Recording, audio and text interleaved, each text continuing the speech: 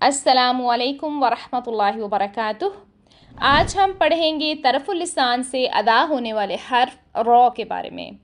जैसा कि हम जानते हैं कि ये ज़बान की नोक यानी तरफ़ुल लिसान कहलाती है, और पिछले लेसन में हमने पढ़ा कि ज़बान की इस नोक को ऊपर वाले सामने के दो दांतों के मसूड़ों पर लगाने से नून अदा होता है। अब हम देखते हैं कि रॉ कैसे अदा होता है। रॉ का मखरज ज़बान की नोक और इसके मुकाबिल सामने के ऊपर वाले दो दांतों की मसूड़े हैं।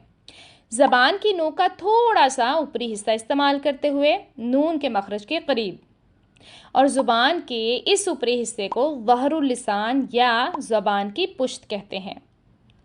हम देख सकते हैं कि नून और रॉ का मखरज एक ही है, सिवाय इसके कि रॉ में नोक के साथ इसका ऊपरी हिस्सा भी इस्तेमाल होता है, जबकि नून सिर्फ ज़बान की नोक से अदा होता है। तो चलिए देखते हैं कि इसकी आवाज़ कैसी होती है। अर, उर, अर्रहमान, अर्रहीम। आपने महसूस किया होगा कि इसको अदा करते हुए आवाज़ में ट्रिलिंग सी महसूस होती है, यानी तकरार।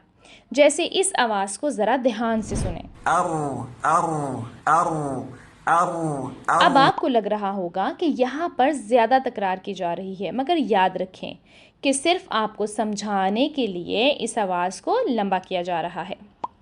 दरअसल ये आवाज़ तब पैदा होती है जब हमारी ज़बान की नोक ऊपर दो दांतों के मसूड़ों को टच तो करती है, मगर दरमियान में ये होल रह जाता है जहाँ से आवाज़ गुज़रती है, क्योंकि दोनों साइड से तो ये मखरज बंद हो जाता है, इसलिए आवाज़ यहाँ इस सुराख से बाहर आती है। लेकिन ध्यान रखा जाए कि इस तकरार में कसरत नहीं होनी चाहिए, यानी आपने एक्स्ट्रा ट्रिलिंग नहीं करनी। कुरान पाक में रॉ को दो तरह पढ़ा जाता है, कभी मुफ़ख्खम यानी हैवी और कभी मुरक्कक यानी लाइट। जब रॉ हैवी पढ़ी जाती है तो ज़बान की जड़ को ऊपर तालू की तरफ उठाया जाता है और आवाज़ को इस हिस्से में ट्रैप कर लिया जाता है, मगर जब उसे लाइट पढ़ा जाता है तो ज़बान को पीछे से अपनी नेचुरल पोजीशन में रखा जाता है और आगे से रॉ का मखरज वही रहता है, यानी चाहे रॉ मुरक्कक हो या मुफ़ख्खम हो, आगे से रॉ का मखरज एक ही रहता है। अब रॉ की अदायगी करते हुए अमूमन ये गलतियाँ होती हैं, जैसे हम इसमें एक्स्ट्रा तकरार कर देते हैं और ऐसी आवाज़ आती है अर्र अर्र, जो कि गलत है।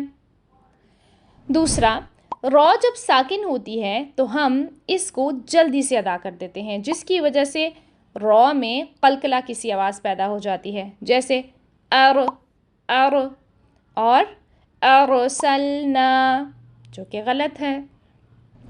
जब हम अपनी ज़बान की नोक और इसके ऊपरी हिस्से को ऊपर दो दांतों के मसूड़ों पर मुकम्मल तौर पर लगा देते हैं और बीच में होल ही नहीं छोड़ते, तो फिर ऐसी आवाज़ आती है अद अद अद, जो कि गलत है। और चौथा ये कि कभी कभी हम ज़बान की नोक को आगे दो दांतों के मसूड़ों पर लगाने की बजाय बहुत पीछे ले जाते हैं और इसे ऊपर तालू पर लगा देते हैं, तो जब ज़बान सही मखरज पे नहीं लगती तो ऐसी आवाज़ आती है अर अर अर। तो रॉ की अदायगी करने के लिए आपको प्रैक्टिस की बहुत ज़रूरत है, क्योंकि ये बहुत ही अहम हर्फ है, इसलिए अच्छे से इसकी प्रैक्टिस करें और बार बार करें। जज़ाकमुल्लाहु खैरन कसीरा।